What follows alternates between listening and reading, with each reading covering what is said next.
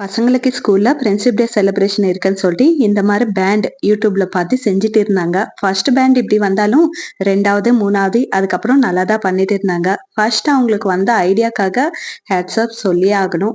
கடையில வாங்கி கட்டிட்டா ஈஸியா முடிஞ்சிடும் அப்படின்னு நினைக்காம என் ஃப்ரெண்டுக்காக நான் செய்யணும் அப்படின்ட்டு பார்த்து செஞ்சாங்க பாரு. அதுக்கு நான் ஹேட்ஸ்அப் சொல்லியே ஆகணும். பசங்க அப்படி பண்றது எனக்கு ரொம்ப சந்தோஷமா இருந்துச்சு. ஆனா பசங்க ரொம்ப நேரம் எடுத்துட்டு இருந்தாங்க ஒரு பேண்ட் செய்யறதுக்கே. அது பாக்குறதுக்கு எனக்கு முடியல. சோ நம்மளும் கொஞ்சம் செஞ்சு கொடுக்கலாம்னு சொல்லிட்டு நானும் சில பேண்ட் எல்லாம் செஞ்சு கொடுத்தேன். நம்மளுக்கு இருக்கிற எல்லா உறவோட ரொம்ப முக்கியமான உறவு எதுன்னு கேட்டீங்கன்னா ஃப்ரெண்ட்ஷிப் தான் சொல்லணும். ஏன்னா அவங்களுக்கு நம்மளோட எந்த விதமான ரத்த சம்பந்தமும் கிடையாது.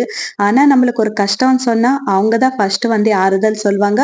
நான் இருக்கிற அப்படின்ட்டு சப்போர்ட்டா நிப்பாங்க. இது உண்மையா இல்லையான்ட்டு கண்டிப்பா கமெண்ட்ல சொல்லிடுங்க.